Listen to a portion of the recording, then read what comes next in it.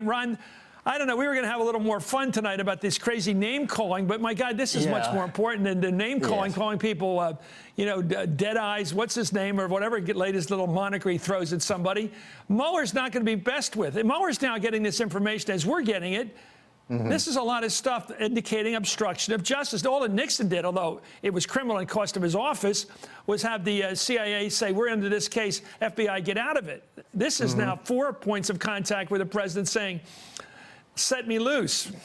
Free me. Yeah, it's true. And I think we'd make a mistake, by the way, listening to the discussion you just had. I think we'd all make a mistake if we frame this in terms of a narrow issue of collusion between the Trump campaign, maybe even Donald Trump himself, and the Russians over the hacking. That sort of collusion was not necessary for the Russians to do what they did, but it's interesting to know that the FBI investigation seems to be broadening in scope. They're looking at financial crimes now, we're hearing. These investigations tend to go where the facts lead, and I think that they're looking at things that are much, much more than collusion. But the fact that Donald Trump is doing this, behaving in such a wildly inappropriate, if not downright illegal way, I don't know what more, what better indication there is that something is there. Something is there that he very much doesn't want people to know about. Do you think he's, how do you think we are as a country right now with this president? What should we do? I think we're in a state of crisis. We have the Russian collusion, the Russian, tapping into our democratic systems is a serious problem, but we've sort of got a handle on that. I mean, we know what happened there, and we know who did it. But the other part, the linked part of that crisis, is Donald Trump himself.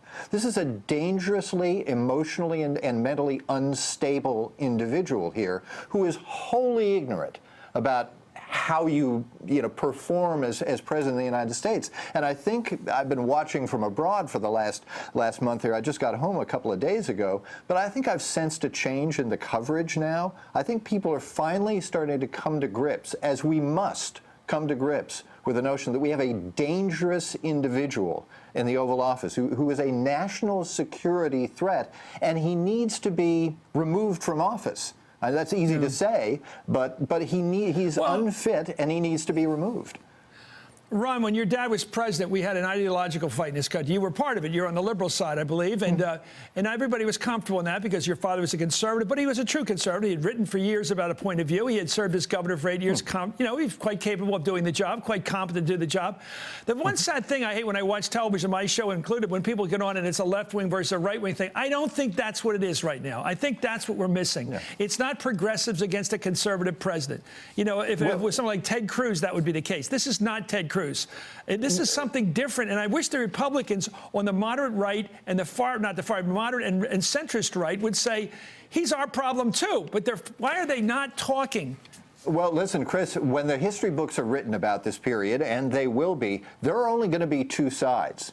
There are going to be patriots and there are going to be partisans. There are going to be true Americans, and there are going to be people who are engaged in behavior, and I would throw Donald Trump into this category, engaged in behavior that can only be described as treasonable. It's not treason technically in the legal sense, but it is treasonable.